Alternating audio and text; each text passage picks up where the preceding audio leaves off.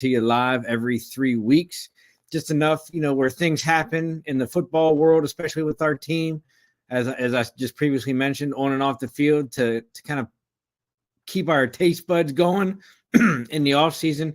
And as we know, we are literally 1 week away from the NFL draft. So what better time than to do another episode than tonight, Tuesday, April 16th. Thank you for tuning in. If you're a loyal follower, if you're new to the show, welcome. Sit down, grab some popcorn. Feel free to comment, throw me some questions. Look, tonight it could be short, it could be long, depends on how long I get in the weeds with what we got to talk about. But, there's only 3 main topics. You're going to see them scrolling across the bottom of your screen there. And, 2 of the things are basically kind of off the field, on the field. And then the second half of the show is basically going to be, what are we going to do at number 2, right? And that's why we're here tonight. That's why we're talking.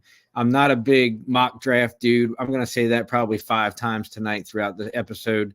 And, but the big question remains with Washington having the number 2 overall pick in the 2024 NFL draft. What exactly we do, where we go, what draft picks do we have, et cetera, and kind of go from there. But, we'll start off the show as kind of I always do, administratively, off the field news. And something kind of broke 2 days ago that kind of piqued my interest because, with the new regime under Josh Harris and company, with the likes of Magic Johnson and Mitchell Rales and Markine and, all these high profile investors, so to speak, and co-owners with Josh Harris, there's a lot of sweeping changes coming to DC. We kind of already saw that with the coaching staff, the complete overhaul, other than retaining 3 to 4 position coaches from Ron Rivera's staff. And, one of the things that Josh Harris has always been very keen about is improving, whether it's personnel on the field, whether it's facilities, whether it's stadium, whether it's anything you name, right? It's about making the team and the franchise better. And, one of the things that we saw since our last episode 3 weeks ago, Josh Harris went out, hired 2 to 3 phenomenal medical staff professionals, basically to help upgrade the training staff for the team, injury maintenance, injury prevention, analytics of that, the whole 9 yards. But that's not what we're going to talk about. The main thing tonight, the main thing that we're going to talk about tonight, as far as the new staff hire, is going to be former NFL executive David Jardy, who was hired as the team's senior vice president of football initiatives. So, of course, the first 2 questions that come to my mind when I see this getting popped up on Facebook and Twitter is, 1, who is David Jardy? Apparently, he's a longtime NFL headquarter up in New York executive. And 2, what the hell is senior vice president of football initiatives? So, did a little digging. Here's what we come to find out. And, Josh Harris basically said, I'm excited to welcome Dave Jardy to the Washington Commanders. Dave has been one of the most highly regarded executives at the NFL League office in New York and is someone with an immense knowledge of the game. He will be an invaluable resource to our front office as we continue to usher in a new era of Washington Commanders football. It's my pleasure to welcome Dave and his family to the DMV. So that's basically the official statement, hey, welcome, glad you came on board or whatever. Then we kind of dig a little deeper and we're like, well, who is this cat, right? Why was he hired for this position? We're creating a lot of positions, or especially announcing a lot of new positions that, it's interesting to see why, the positions are the way they are. Were they actually there under the old regime, under Ron Rivera's head coaching tenure, and they just weren't publicly announced, hey, this person holds this title or whatever? Or is it actually Josh Harris and company creating the new, regime in what they're doing? So it'll be super interesting to see what happens, what cares with this. But from the NFL operations website, as senior vice president of football operations, policy, and compliance, Dave Jardy employs a unique combination of legal background and a lifetime of football knowledge to ensure that all football operations are in compliance with policy, process, and rules. So it kind of seems like this dude is going to be kind of like doing the X's and O's of football operation in terms of the policy process and the rules and how they mesh between an administrative side of things into the on the field performance, right? So Jardy is the gatekeeper of policies and procedures that control competitive balance. He utilizes the Juris Doctorate from Hofstra as the watchdog over the integrity of game policies and rules administrations on game day. So to go even further, in his NFL headquarters experience as a former quarterback for Brown University, Jardy is also a driving force in communicating the department's accountability initiatives to clubs, coaches, and players. So every time, the NFL gets that memo, from the NFL office about rules, about rule updates or circumstances throughout the season, policies, initiatives, whatever, the accountability memos that go out on a weekly basis, sounds like they're kind of coming from Jardy when he was working in New York. So it'll be interesting to see how this translates to his new position here in DC. So, one of the things, furthermore, that kind of keeps explaining who this guy is, it is of utmost importance to every club, its owners, coaches, players, and our fans that the rules of football and the policies impacting the game be communicated with clarity, consistency, and credibility. Moreover, there must be a fair and level playing field to ensure competitive balance, resulting in a world-class contest with every game. So basically, Jardy will now handle assorted in-game management duties and support the coaching staff and front office in complying with league protocols, officiating trends, and the health and safety guidelines for the Washington Commanders in this new position. So, like I said, it'll be interesting to see how he kind of fits into the giant puzzle of pieces for the new Washington Commanders staff, both, administratively under Adam Peters, the GM, as well as working with head coach Dan Quinn and his staff going, into the 2024 season. Hey, Cole, thanks for checking in. Oh, he says, I'm an Eagles fan, but who you got Washington taking at quarterback? It's funny you say that. Here, if you stick with me a little bit longer, we're going to basically dive into that for the bulk of the show tonight.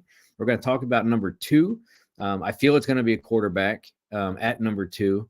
We're going to talk about the options. I kind of have my favorite. I kind of have the unofficial favorite. Kind of have some insider sources that say who the favorite's going to be. But we'll see how that pans out, right? And, aside from new hires, one of the other things that, this team has been not short of at all, as we tackle the next topic that you see scrolling across the bottom of your screen there, is going to be some more free agent signings. And, we probably picked up more than the 4 individuals that I'm going to mention here real quick. But, we've been busy in free agency. Have they been the big name, big money spending free agents that, we've been accustomed to in the old Dan Snyder era? Not necessarily. We did probably 3 to 4 bigger names, not necessarily a whole lot of money, to them. But, they filled pivotal needs. They provide depth to certain positions that we needed so bad. And, quite frankly, it's helping to build out the roster, because when we started free agency, we had 23, I think it was like 22, 23 free agents on our roster. We only re-signed like 4 of those guys, maybe 3 out of that entire group. So there was a lot of needs and a lot of holes to fill. So as Paul jumps in and says, so since you took half of my Cowboys team, can I call you now the Washington Cowboys? Well, it's funny you say that, because I was wondering how many, if not any more, of your beloved Cowboys we're going to take, whether it's coaching staff, players, something like that. Because one of the things that kind of got old to an extent was the amount of players and coaches, and even more so, I'll call it administrative personnel, GM, assistant GM, that Ron Rivera brought over from Carolina. It became the running joke that we were basically the Carolina Panthers of the North, when he was signing all of these old players that used to play for Ron in Carolina, and bringing over coaches and, Martin Mayhew and Martin Herney and all these other cats, and kind of look where it got us, right? It basically resulted in 4 years of 500 and even a little below 500. So, wondering how many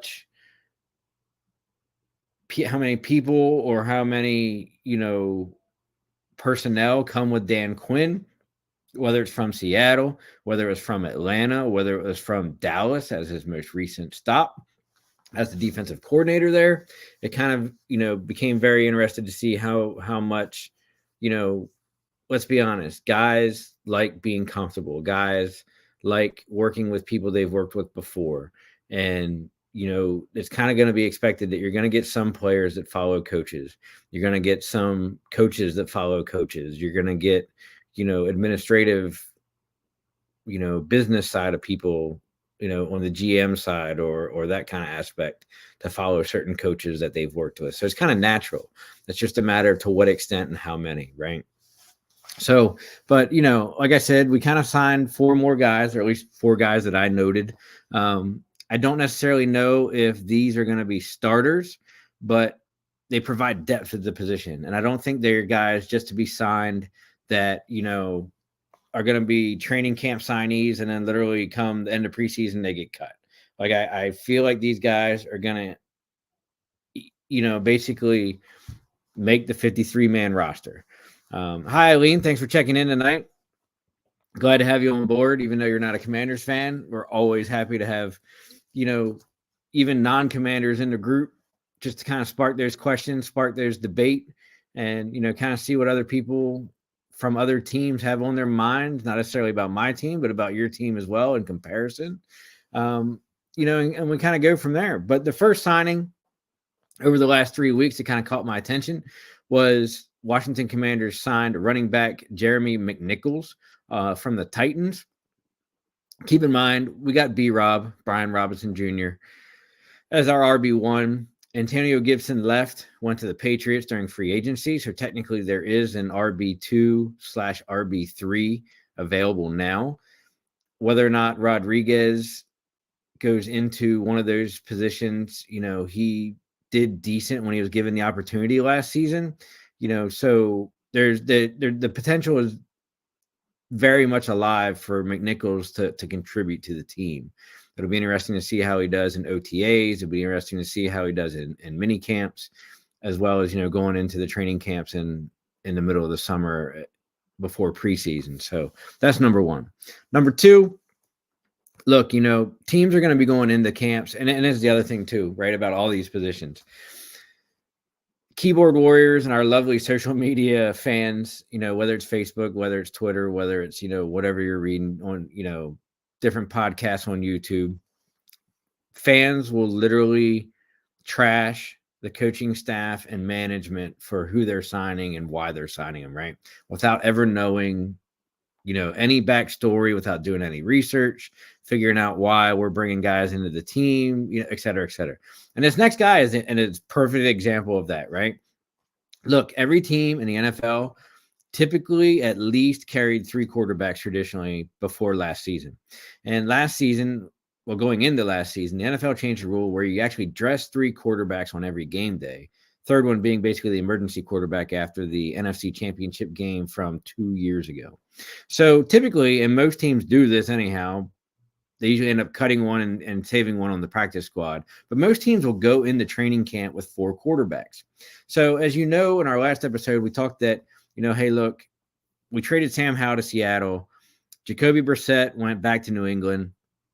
So other than Jake Fromm from State Farm and University of Georgia, we typically did not have any quarterbacks on our roster.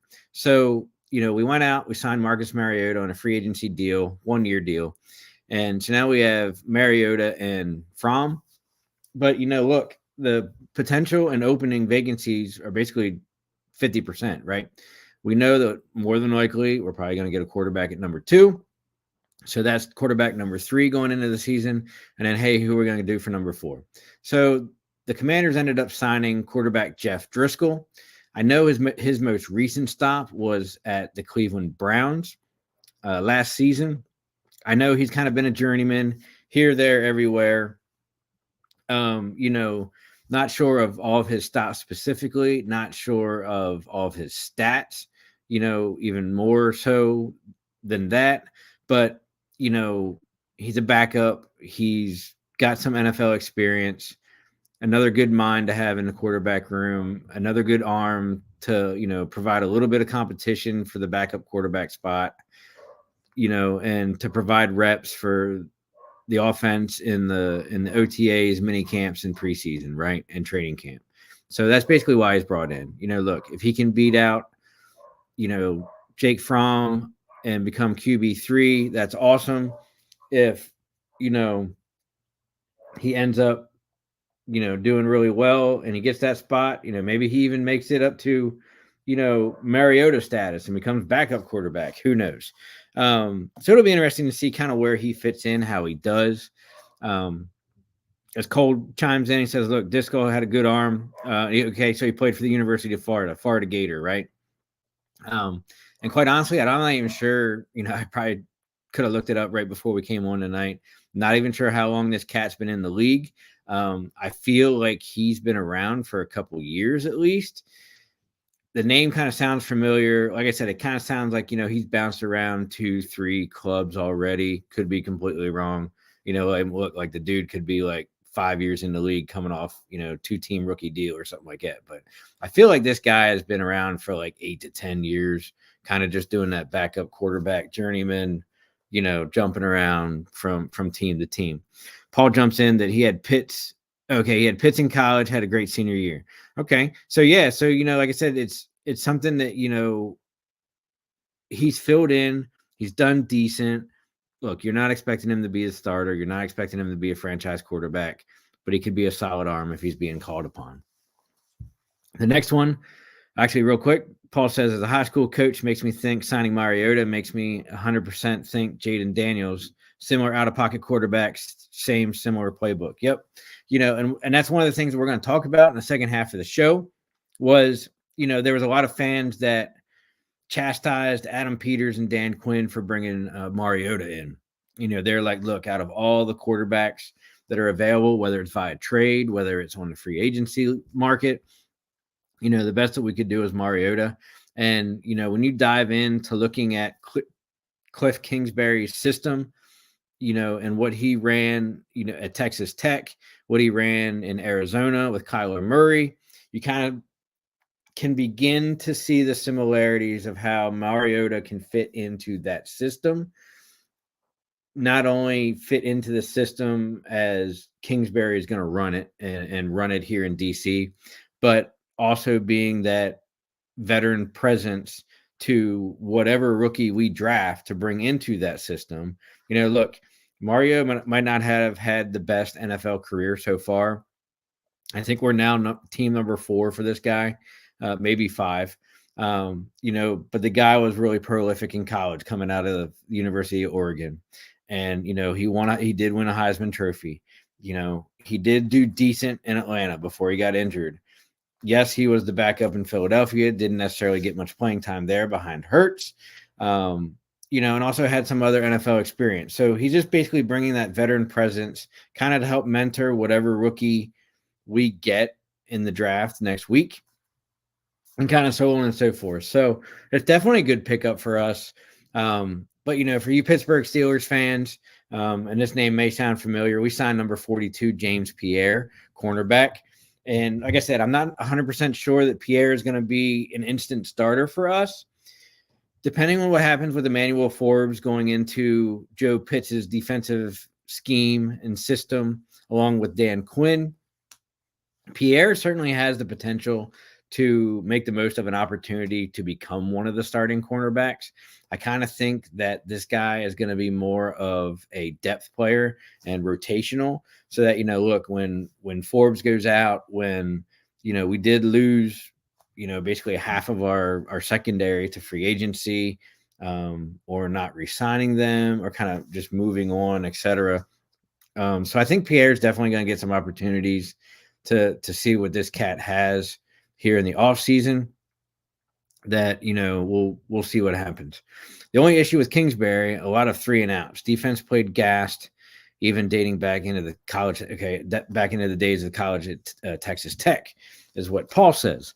And it's definitely something that will be put under a microscope, especially here in DC, right? Our fan base is very impatient. And, depending on what happens with the offense, will actually, I should say, what happens with the defense will very much dictate what happens with the offense, right? We have a lot more holes on the defensive side of things than we do on the offensive side. We have a lot more new players on the defensive side than we do on the offensive side. So, how fast are those players going to be able to mesh on the defensive side? How fast are those guys going to be able to fit into the new defensive system under Joe Pitts and Dan Quinn?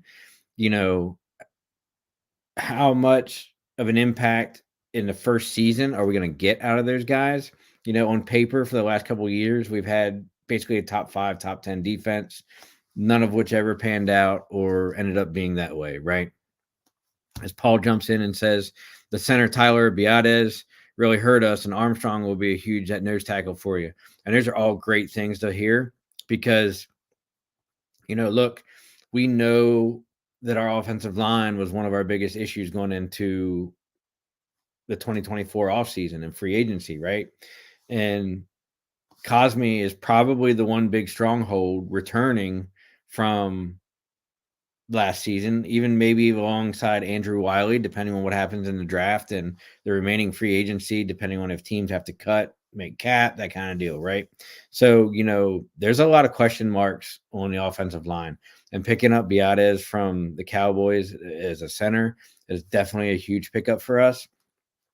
So it'll be interesting to see kind of what happens with that because, as Kingsbury comes in with a new scheme and a new system, does he have the offensive pieces to make it work?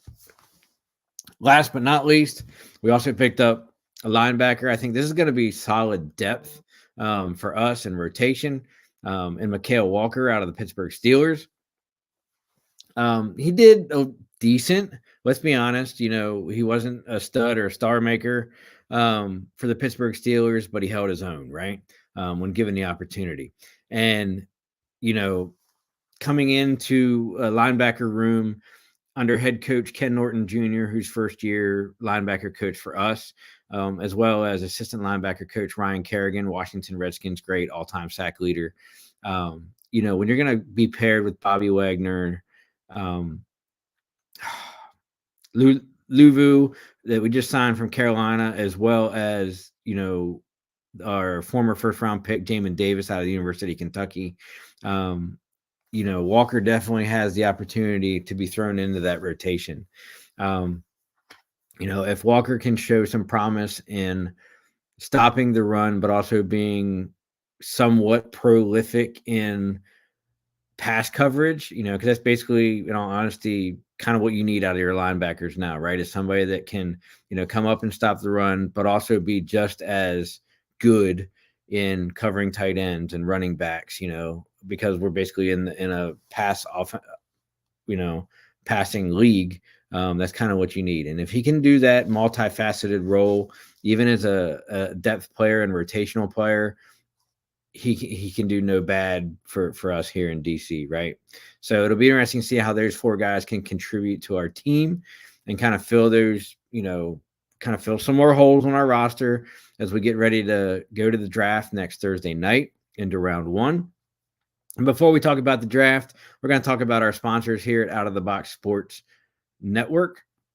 The first one being Monkey Cult Coffee, the evolution of flavor-infused coffee.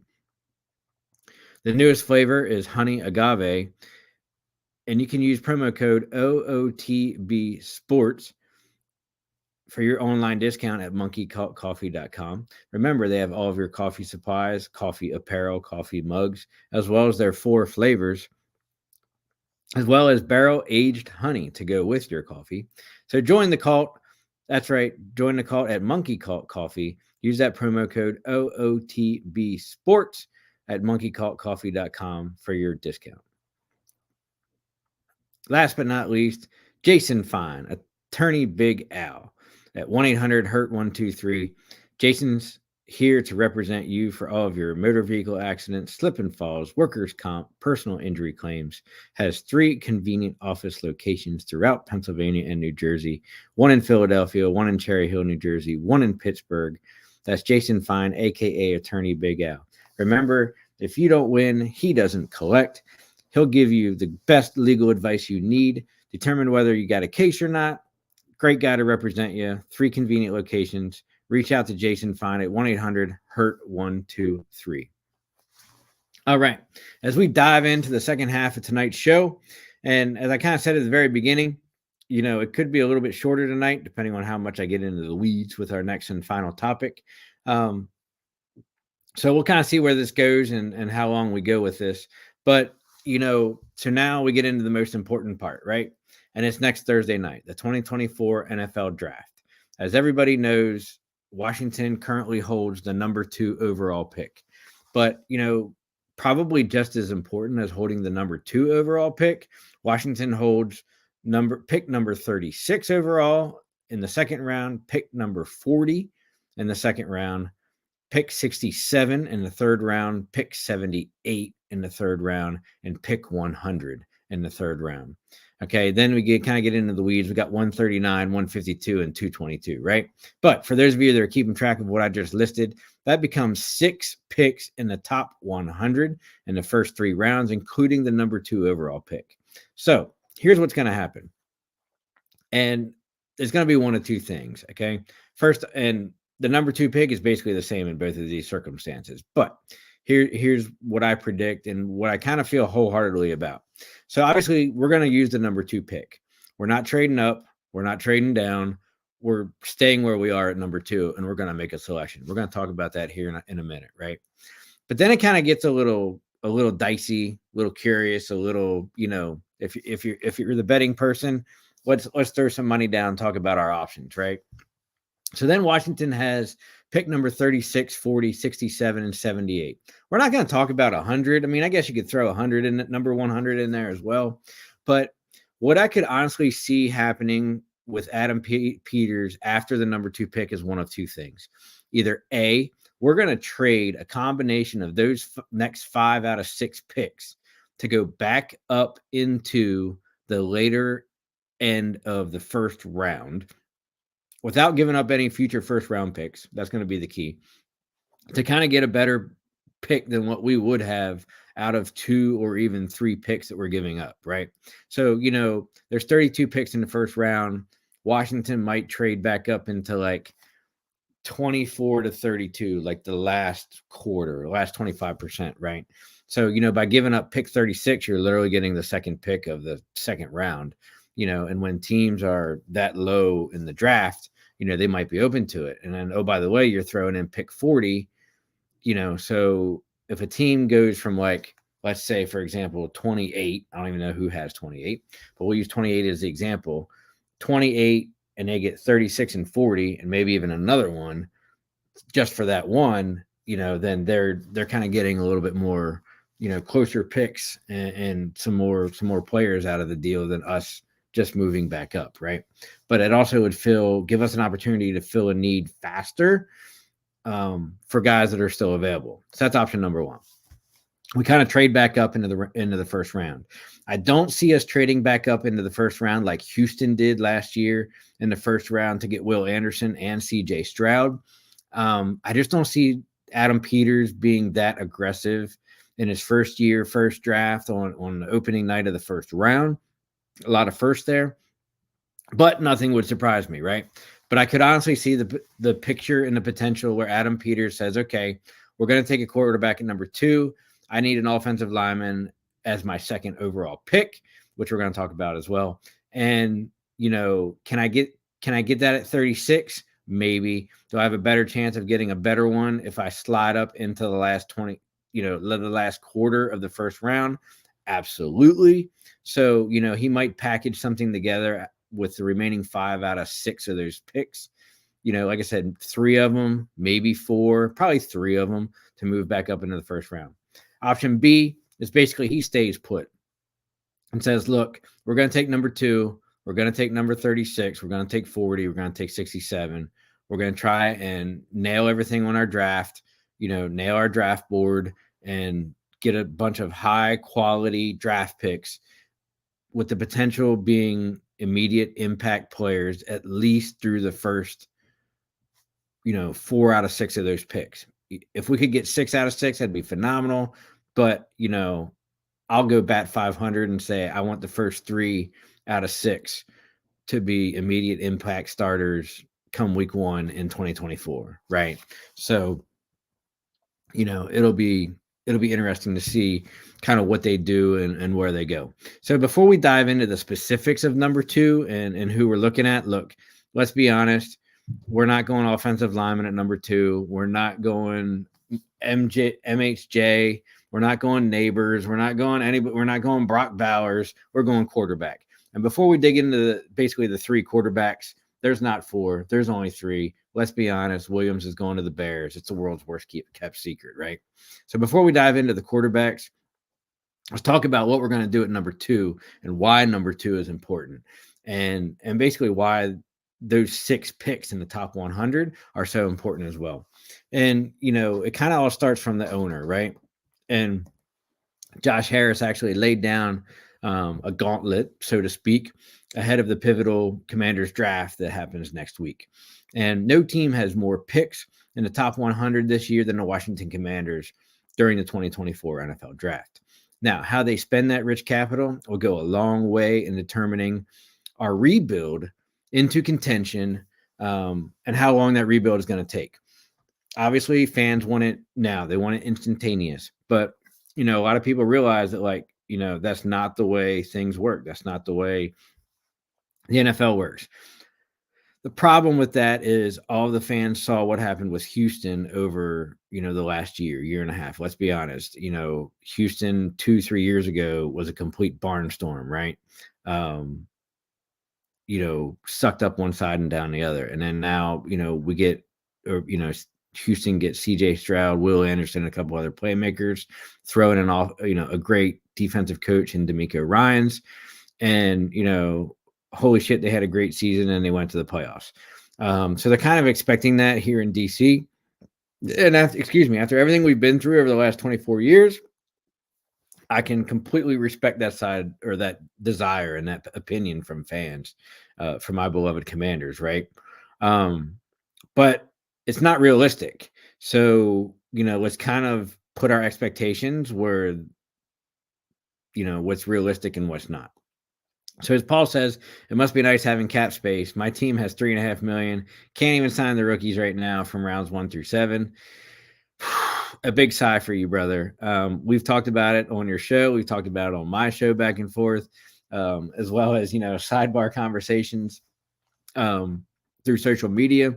Look, we know that the going rate is dictated already in the NFL contracts, the NFLPA contract with the NFL bargaining agreement, and somewhere, depending on a little bit of signing bonuses here and there, that the average rookie draft class for 2024, if you have the average number of picks, nothing exorbitant like Washington has, we have 9 picks in the draft or 10 or something like that crazy, but 6 in the top 100. But if you just have the regular one every round, I think the number that I saw is like 9 to 10 million to sign the rookie class for 2024 out of this year's salary cap. So when Mr. Paul jumps on here and says, hey, look, my team has $3.5 million, my starting quarterback, depending on how you look at him, doesn't want to renegotiate his contract, clear up some cap space. Oh, by the way, we're going to have to re-sign CeeDee Lamb and Micah Parsons before Micah Parsons jumps ship and comes over to DC. You heard it here first. And we don't have enough money to sign the rookie class. Like, I would be that guy from the days of the dog pound in Cleveland where I put the paper bag over my head, cut some eyes out, and write Dallas fan on it. Look, I've been basically in the basement with my team for how many years now, and the only place that we can go from here is up, right? Amazingly, even with the budget constraints that Dallas has, they still seem to put a really competitive and decent program on the field. So It'll be interesting to see. Look, it's probably going to be Mike McCarthy's last year in Dallas.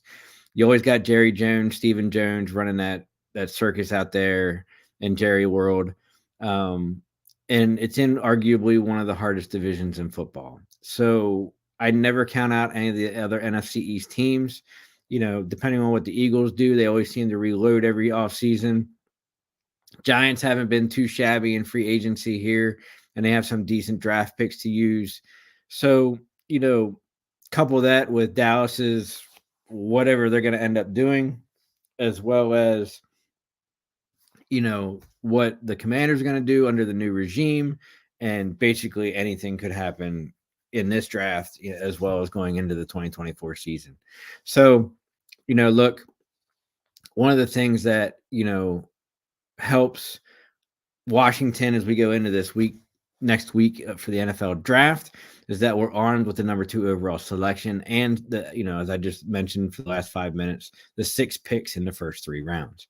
Their needs have diminished greatly following a frantic free agency, but general manager Adam Peters is still under that pressure to find the right prospects and personalities capable of contributing in the short and the long term.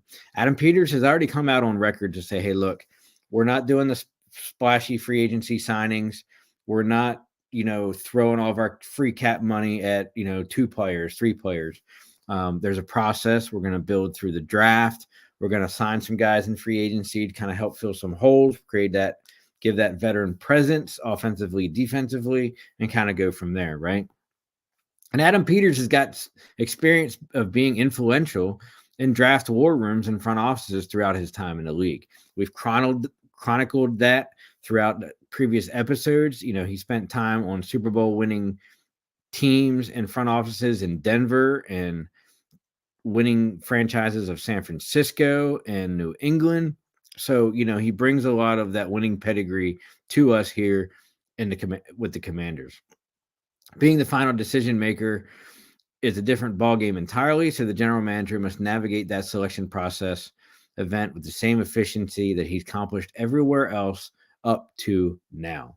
And make no mistake, Josh Harris will be watching intently, right? It's super interesting. Josh Harris was very involved in the recent NFL owners meetings down in Florida, as well as, the NFL Combine. Basically, he wants to learn. He wants to absorb. He wants to learn, first-time NFL owner.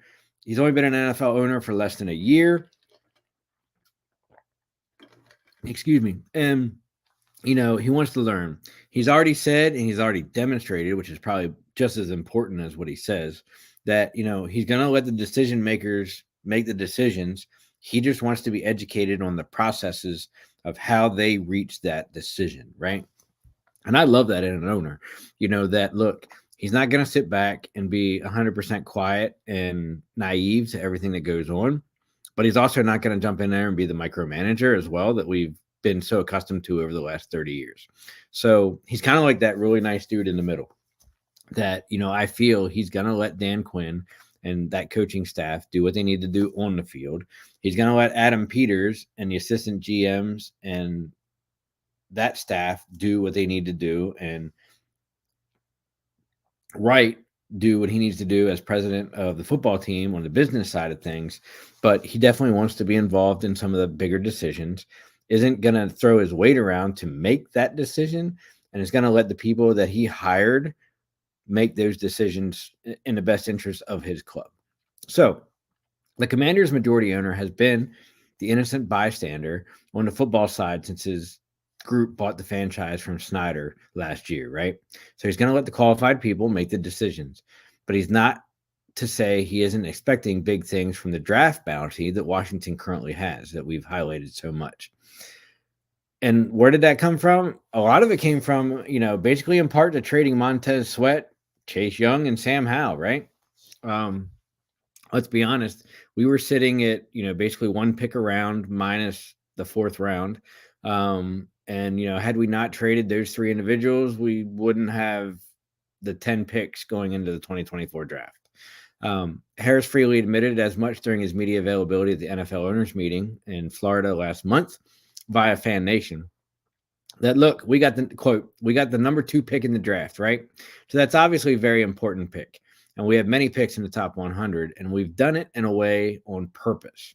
So it's important for us to have a very strong draft for sure. So he definitely sees the value of what having a lot of draft capital can do. Look, the guy's not inexperienced or immune to professional sports franchises. We've mentioned it before. He's owner of the New Jersey Devils hockey team, as well as the Philadelphia 76ers. So he kind of knows how draft rooms work. He knows how, the draft processes work. It's just kind of the intricacies of how each sport works, particularly the NFL. So this laid down the gauntlet to Peters, head coach Dan Quinn, and others as part of the process. So the heat is on to the circum extent, but one draft isn't going to solve all of our problems, right? It needs to be the gradual process, sustained growth year after year. After that, we'll hopefully be in a position to call themselves perennial contenders. And I kind of believe that, right? That, we just need to take a year. If we kind of exceed some expectations, do 500, a little above 500, but just miss the playoffs, I'll call it a success. If we make the playoffs, even a wild card team, like, you're going to see people thinking that like we're already there, and we're not. But that's kind of where that whole optics comes in as far as as what we do.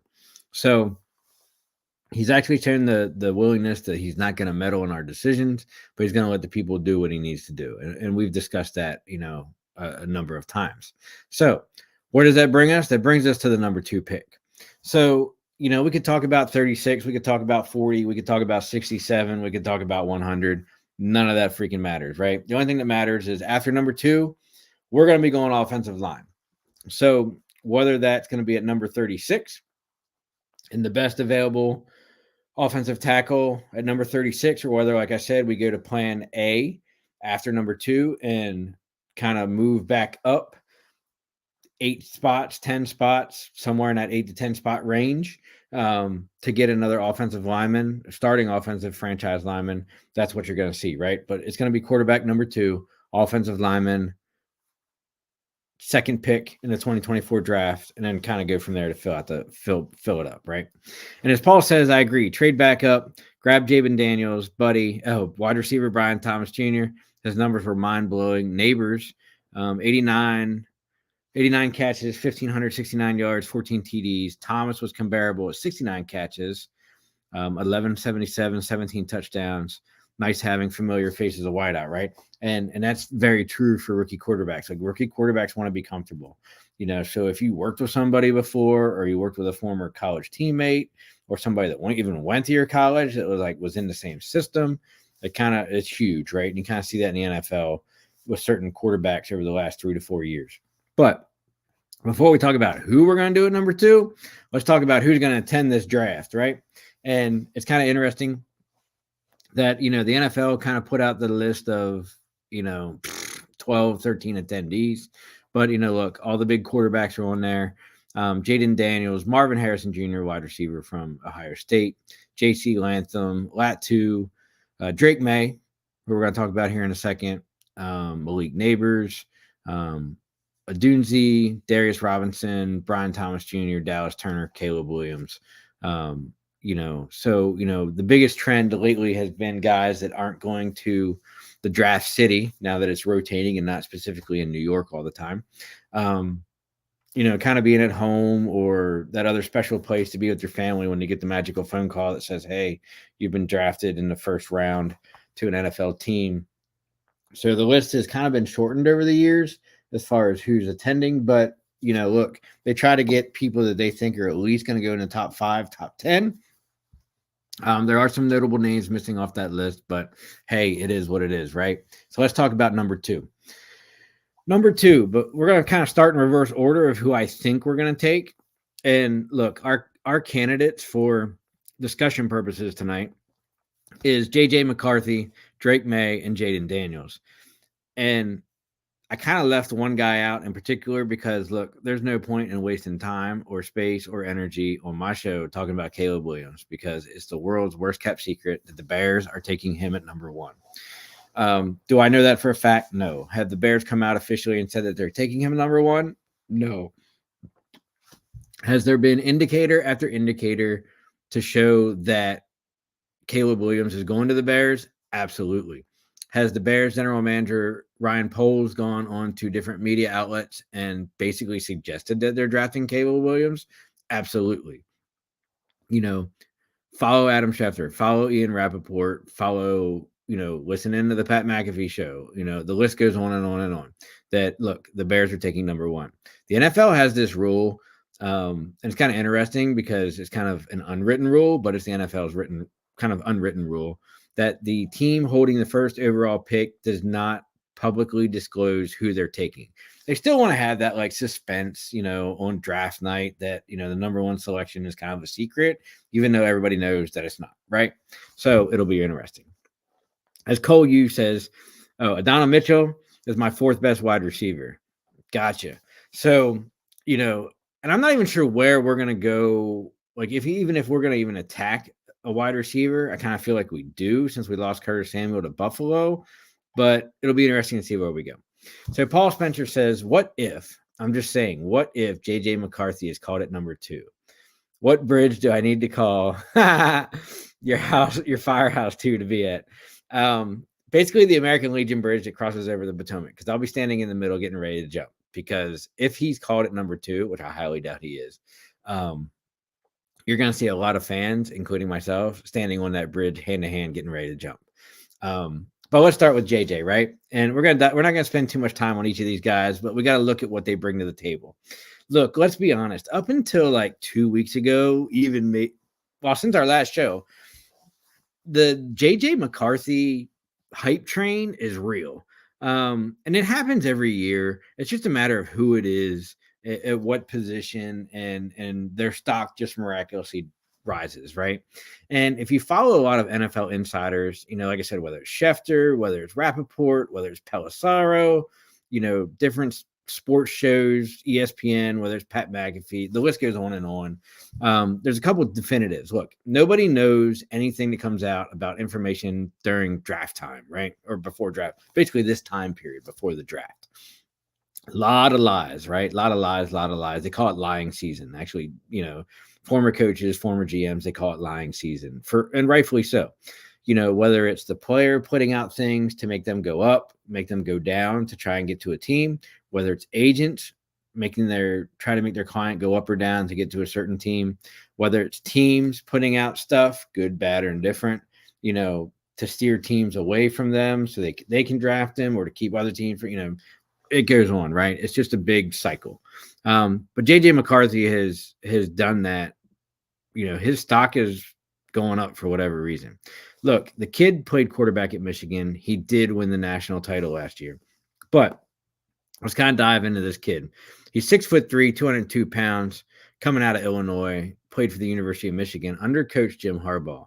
Now, that's kind of a catch, right? Harbaugh's sitting, I think, at number 5, 6 in the draft with the Los Angeles Chargers. Do they need a quarterback? No, they got Justin Herbert. But, one of the biggest contributors to the hype and the media outlet for JJ McCarthy has been his former head coach at the University of Michigan, now NFL head coach Jim Harbaugh. So for 2023, basically the last season of college football, McCarthy threw up 2,991 yards, just shy of 3,000, 22 touchdowns, 4 interceptions, and a QBR of 88.2, basically third in the FBS. So, those aren't necessarily completely stellar numbers, but they're solid stats, right?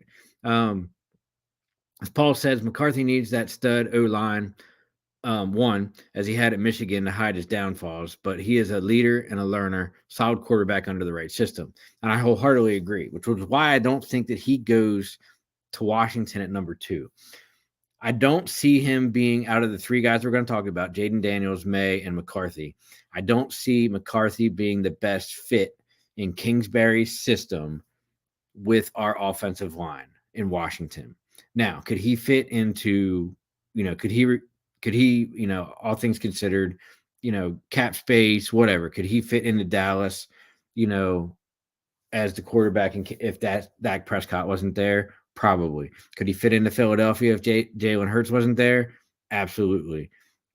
New York Giants, probably more so than DC, but you kind of see where I'm going here, right? So, one of the things that I was looking at as I'm looking at all three of these guys is kind of what they did, who they competed against, right? So we know Michigan competes in the Big Ten, one of the best conferences in college football of the current day, right?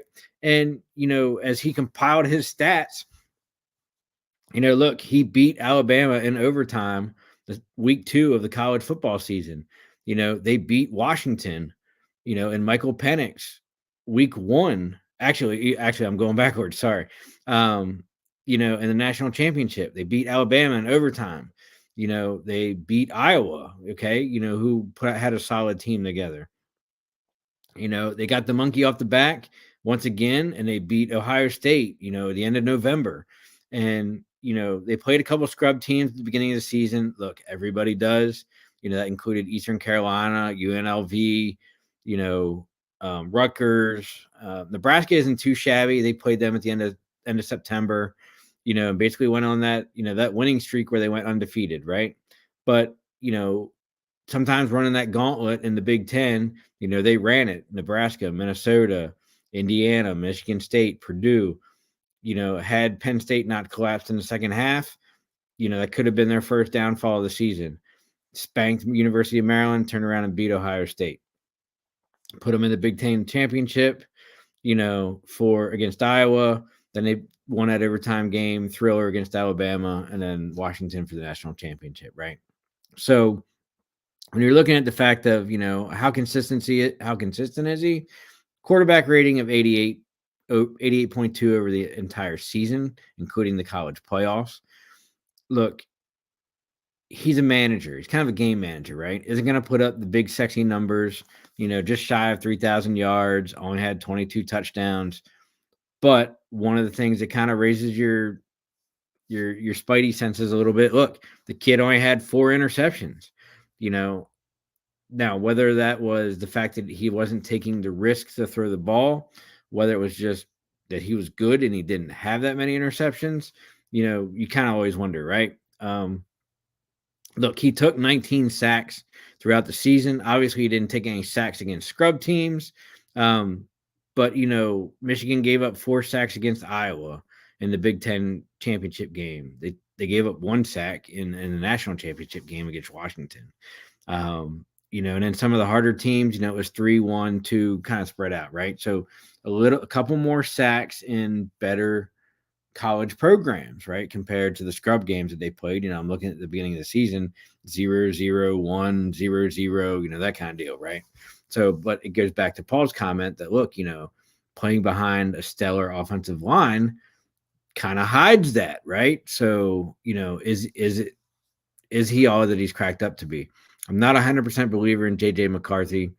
I think he was a product of the system. I think he was obviously a product of who played around him. I'm not going to discredit what he did. I'm not going to discredit that he's doesn't have a good arm. He's not a good kid. He's not going to be able to learn an NFL system. I just don't think that he's going to be the best fit for my Washington Commanders at number 2. So JJ McCarthy is off the board at number 2. So now, where does the real discussion begin? And if you follow the DC media or the fan base here in DC, it's down to 1 of 2 people, right? It's either Drake May out of the University of North Carolina, or it is Jaden Daniels out of the Louisiana State University, down in Louisiana, LSU Tigers, right? So we're going to talk Drake May first. And some of the big things that you see is, look, you get a kid who's only a sophomore, right? Coming out of college a little early, 6'4", 230 pounds. Big, tall guy, big frame, got some size to him. Supposedly has a cannon as an arm, can make the throws. Coincidentally enough, one reason why this guy gets some negativity to him is that he was back up to Sam Howell. And, we kind of saw how Sam Howell turned out to be, right? The fact that, look, he didn't even make it completely off his rookie deal, and he already got traded. Now, that's probably 99% a product of not being the quarterback of the new regime, Cliff Kingsbury, Dan Quinn, Adam Peters, as opposed to being a Ron Rivera product or pick. So, look, new coaches, new staff, they want their guy. Sam Howell just wasn't it for whatever reason. whether that was, the meetings with him, whether that was a combination of what they saw on tape, whether they saw, the potential, the ceiling, that kind of deal, which may or may not ever come out, but, it kind of is what it is. So, so then Drake May, right? So Drake May had 3,600 yards.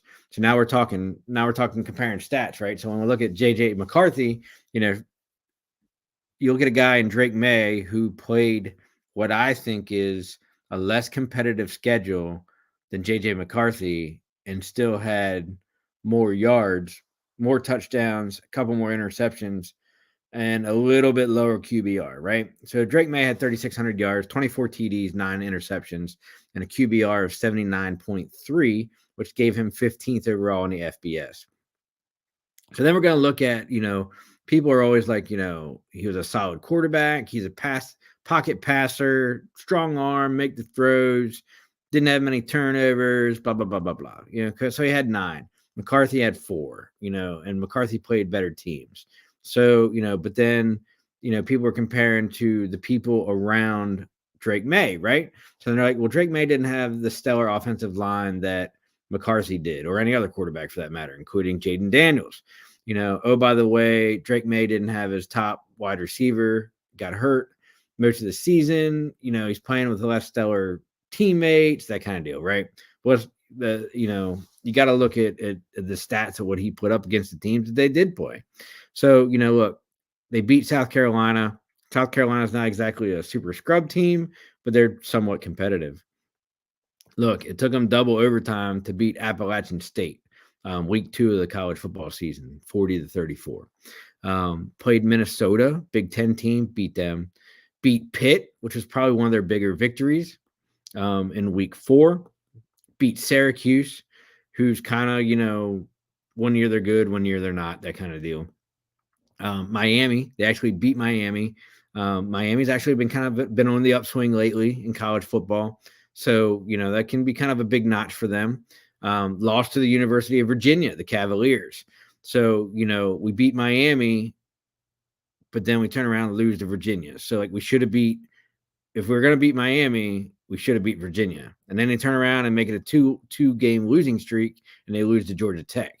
Georgia Tech is kind of like in the same boat as Syracuse and some of these other teams that, like, they're good one year, bad one year, 500 is kind of their average, right? Then they played, oh my goodness, who did we play? We played the Camels. The Campbell Fighting Camels. I don't even know who that is. Never even heard of that school. Paul Spencer will probably educate me on who the Fighting Camels are. But they played them the first week in November. That's actually kind of funny. I like their team logos. I'm kind of looking at their stats here, which is like a racing camel with a jersey on. They beat Duke in double overtime. Duke hasn't been too shabby here lately the last year or two. But then turned around and lost to Clemson, 31-20. And then finished out their season losing to NC State Wolfpack.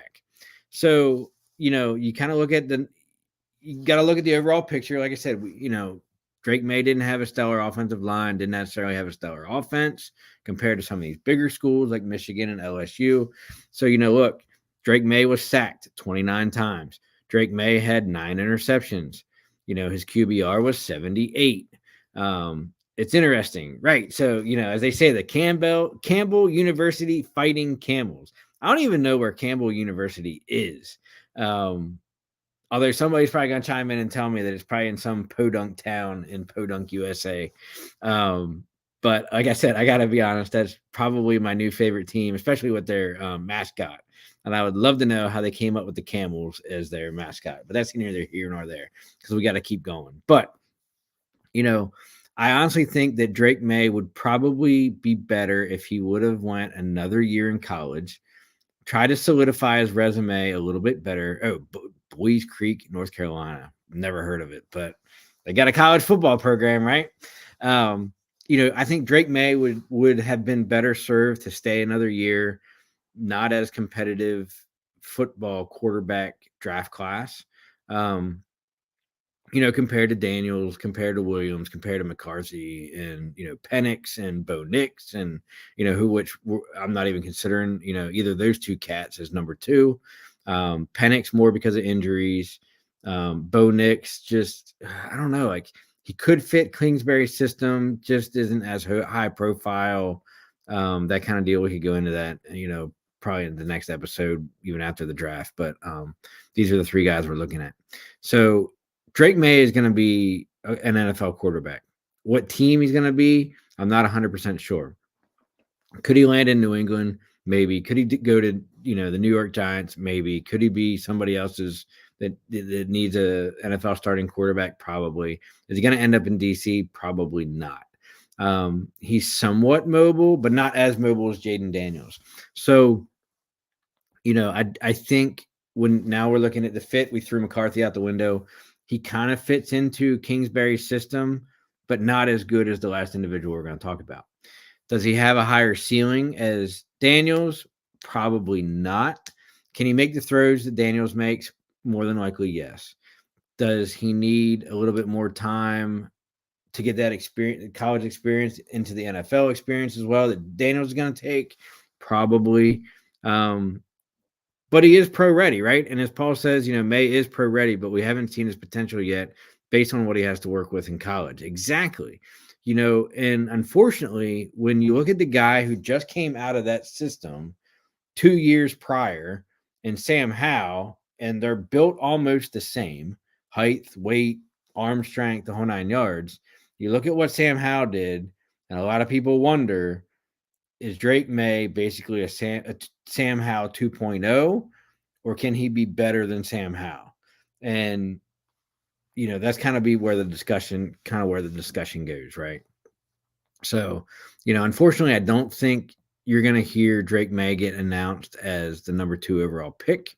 And look, it's no secret. You kind of see it below my name there at the show, at the bottom of your screen. I think the number 2 overall pick for Washington is going to be Jaden Daniels, Heisman Trophy winner out of the LSU Tigers, standing at 6'4", 210 pounds. Now, look, there's a lot of knocks already on his size, on his frame, that he's a fragile quarterback. Look, we went through that with RG3 and, even to some extent Kirk Cousins. But look, as much as people are calling Kirk Cousins, fragile, not the biggest quarterback in the world or whatever, look, Kirk Cousins was Mr. Consistency for us, never missed a start, started every game, blah, blah, blah, blah, blah. And I feel that as, we can put the pieces around Daniels and he fits into Kingsbury's system the best, that he's going to be a successful quarterback here in DC. Now, is he going to deliver us a Super Bowl? Maybe, hopefully. I mean, I really hope he does. But it's not going to be next year. It's probably not even going to be in 2 years. It's going to be super interesting to see where he can take our team, right? But what did he do in 2023? He amassed 3,800 yards, 40 touchdowns, 4 interceptions, and led the FBS with a 95 QBR. So obviously those numbers are basically almost in every category tops in FBS. Obviously the QBR is 4 interceptions, same amount of interceptions as JJ McCarthy, way more touchdowns than McCarthy, playing in what is arguably a harder college division than the Big Ten and the SEC, while amassing more yards, right? So let's look real quick at what Daniels accomplished over the 2023 season. Started out not so hot against Florida State, losing, but then they turned around with a smashing win over Grambling. Week 2 and 3 in college football is basically always like scrimmages, that kind of deal, just money makers for states, for teams. Week 3, they beat up on Mississippi State Bulldogs. They then turned around and, beat Arkansas at home, barely squeaking by. Lost to Ole Miss in week 5 in a close one. Turn around and beat Missouri. Turn around and beat Auburn handedly the middle of October. Shellacked Army. Kind of interesting that they played a military team, but hey, the end of October they beat Army 62-0. They lost to Alabama, which was their third and final loss of the season, 42-28. They turn around and beat Florida, almost double, on Veterans Day in November, beat Georgia State, and then finished out with a victory over Texas A&M, the Aggies at home, 42-30. So, even with a high-profile offense and offensive line at LSU, he still took 22 sacks. Wasn't necessarily hurt during the season. Now, granted, it is college. Okay, are they as big and fast as they are at, in the NFL? Maybe not necessarily, but for taking 22 sacks, he still did fairly well. As Paul Spencer says, 1,200 yards of Daniels were against Grambling State, Army, and Georgia State, right? And you can't argue that because, look, he had 270 against Grambling. He had 280 against Army. And yeah, Georgia State, he had 413. So yeah, he was racking up some yards against scrub teams, but he is also putting up some decent numbers against competitive teams, right? I mean, he was going against Alabama and what is arguably one of the best defenses in college, and still threw up 219 yards passing and a 62% completion percentage. Only had one interception, 2 touchdowns. Longest pass was 46 yards in the Alabama game. Longest pass in the Florida game was 52, right? Longest pass in the Texas A&M game was 45. And, so his completions percentage were anywhere from, I think his lowest was 59 all the way up to as high as 88. And even against the competitive teams, when I'm looking at, Florida State, Auburn, Alabama, Florida, Texas A&M, like he's still throwing up good completion percentage, good yardages, and stuff like that. As Paul says, that Ole Miss game, probably one of my top games of the year. Bill and I talked about that game for a half hour on the show, right? And you can catch Paul and Bill every Wednesday night, College Football Frenzy here at Out of the Box Sports. So, as we talk about these college football prospects and where they're going, number 2 and, and the other NFL teams that are represented here on our sports network, there's guys at College Football Frenzy talk about that, as they recap all the games from the previous week in college football and going into what's going to happen in the coming week of college football, right? So, those guys know their shit. And, when we're looking at stats of who's where and who's doing what, you kind of got to take the good and the bad. You got to look at everything objectively with a big magnifying glass that, each of these teams play teams that basically have no business playing college football. But then each team also plays some really competitive games and competitive teams in college football. So, there's always some goods and bads to every player, every team in their respective league. And as Paul says, look, JJ, I agree, a product of the system, but can we say the same thing about Daniels? You can, because you're absolutely right. Neighbors and Thomas Jr., stud offense. Played no D, but scored 40 plus a game with arms and legs. SEC versus the ACC. Absolutely right, because you do have some good teams in the ACC, South Carolina, Clemson, and stuff like that.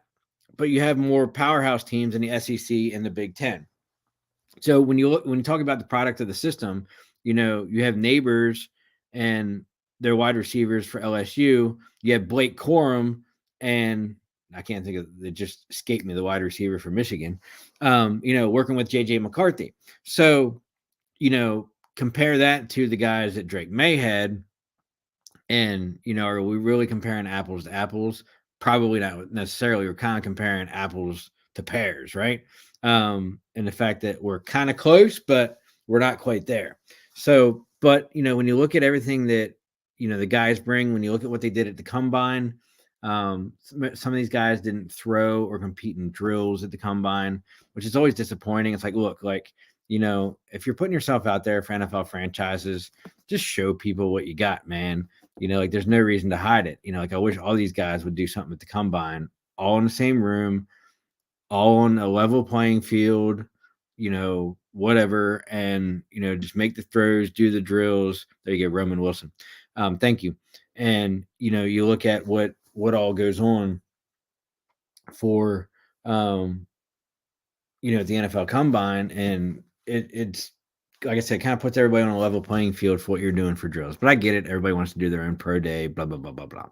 So, I honestly think that, looking at the big picture and what fits our scheme, what fits our offensive coordinator is going to be Jaden Daniels. Hopefully he can come in, he can learn the system, he can be the high profile, prolific quarterback that, basically we need in DC right now. And, look, whether, it's pure speculation, whether it's just drumming up, the storylines, people are already talking about, whether or not, the number 5 jerseys are already being made, even though Tressway has been here for 8 years or whatever it is, our star perennial Pro Bowler punter. Whether it's already been leaked to Fanatics because they're starting to make, Commanders jerseys for Daniels, whether it's Chip Kelly going on, or Brian Kelly going on, was it NFL owners meetings? I think it was last month, when he was talking about Jaden Daniels, or even at the pro day as well. I think it was twice that he did it, to different media outlets, saying that, look, he's going to be a really good quarterback in Washington, and everybody's like, oh my God, did he just leak that, Washington's taking him at the number 2 overall pick? Just that kind of stuff, that kind of, the nuances of draft hype, so to speak. It's certainly interesting that, look, Washington has not really tipped their hand yet, so to speak. Look, we're definitely taking Daniels, we're definitely taking May, we're heading down to McCarthy train, whatever. Yesterday and today, they're actually hosting all 3 guys, McCarthy, May, and Daniels at the same time, for top 30 visits in Washington. So, it would almost lead me to believe that, look, we're 9 days away from the draft, and, Washington is still doing some research, still doing some homework, and it'll be interesting to see kind of what happens. So Paul Spencer throws out the what if. Commanders go Joe Alt at number 2 and trade back up late to do first Nix or Penix. Thoughts best lineman, pass buck. So that was kind of like the big argument here in DC amongst our fans was, taking Alt or now the name escapes me, the dude from Penn State, the offensive tackle, the stud, one of those 2 guys as the, to build a franchise offensive line around, kind of like what we did with Trent Williams or Brandon Scherf. And, you can't argue that. However, I think out of the 2 quarterbacks that you posed, I would see them going after Bo Nix before Michael Penix. Michael Penix obviously is a really good passer. Obviously, Michael Penix, is a really good athlete. I think the biggest problem with Michael Penix, whether it's for DC or any team that has the potential to draft him, is injuries, right? I mean, the dude's blown both ACLs and a shoulder or knee or something like that. Like, the dude's like, 3 significant injuries in college. There you go, Fashanu, out of Penn State, played left tackle.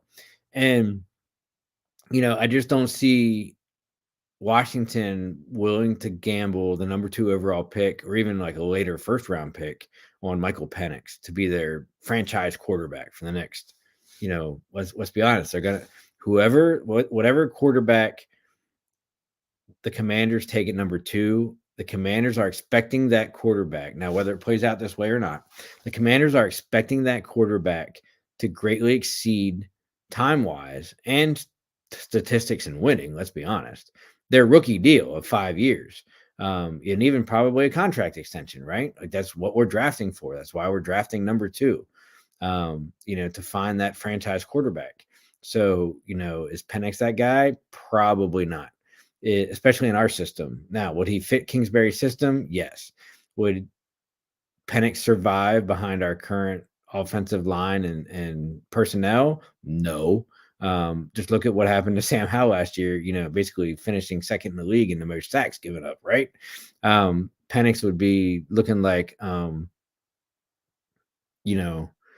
Lieutenant Harris from Police Academy when he's all bandaged up and walking around in casts and shit, right? That would be Penix on the Commander's sideline if we drafted him at number 2 or even later in the first round. So I think that our pick, as I said right there below my name on our screen, it's going to be Jayden Daniels, and I would gladly welcome him to DC. Here's the deal. Whether we do Jayden Daniels, whether we do Drake May, whether we go JJ McCarthy, I might not like the pick. I might not agree with the pick, but as a fan of my team, like, I'm wholeheartedly going to respect it and get behind whoever we draft at number 2. Look, am I doing all the research? Am I sitting in these meetings? Am I doing the interviews with these players? Am I, these hounds looking at, game tape every day of the week, like some of these social media dudes claim to be doing, fans, not the NFL insiders. Looking at pro day stuff, no. But it's interesting to see, like I said, I might not like the decision. I might not be a fan favorite, and it might not be who I'm gonna want to draft. But it's my team, and I'll certainly get on board with whoever we draft at number 2. And let's be honest, kind of there's some ulterior motive to it, right? Whoever we draft at number 2, I'm probably going to be working with an autograph signing within the next 6 months. So, it'll be interesting to see who we do take at number 2. He definitely wouldn't let out the bag. Not that he knows who we're going to take at number 2.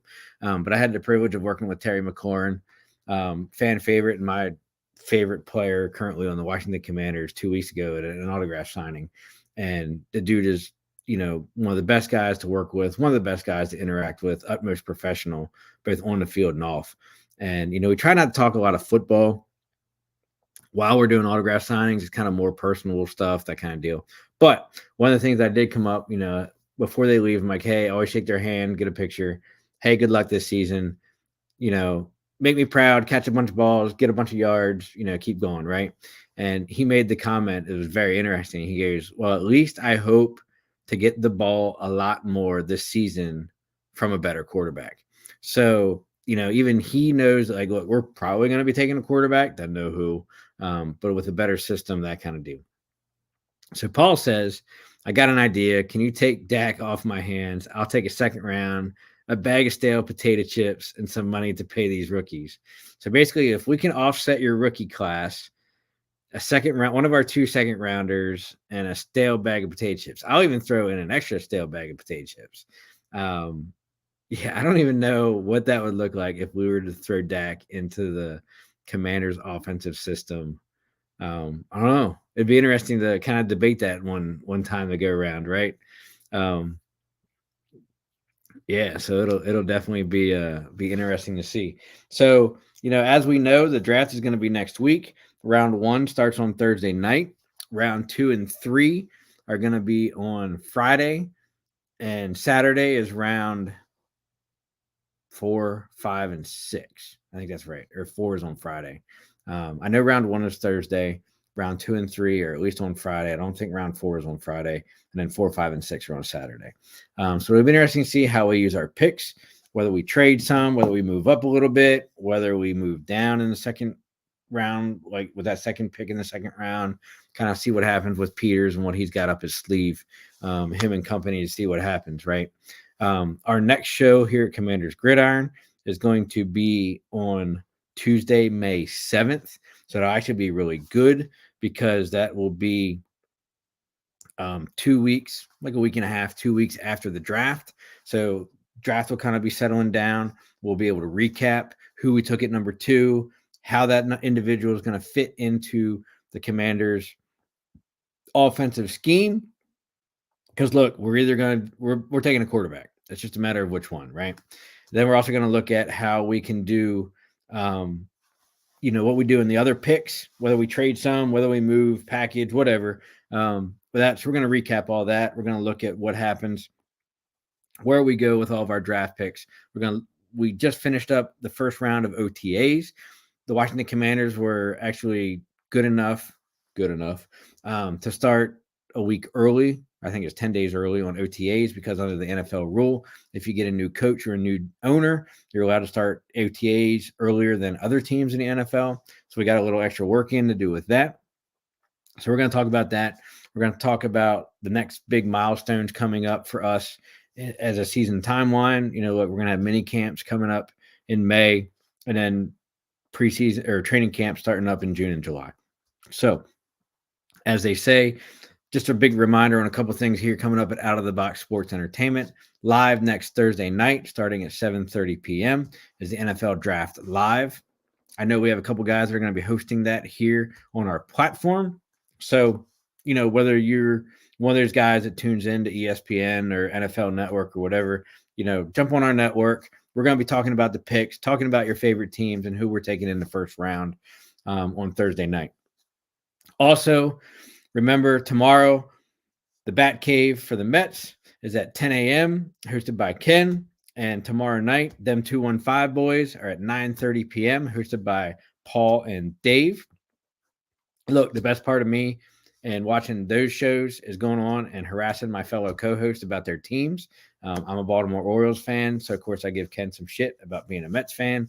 And then of course I jump on usually on Wednesday nights as well during them 215 boys, so I can harass the Cowboys host Dave and Paul as they talk about their team and what Jerry is doing down in Dallas, which we basically shake our head at and kind of go back and forth with them. So as I said, our next show will be Tuesday, May 7th, 8:30 p.m. Thank you for tuning in tonight. As always, give us a like, give us a follow, subscribe to Out of the Box Sports on all of our platforms, Facebook, YouTube, Twitter, and Twitch. Have a good night. See you next week.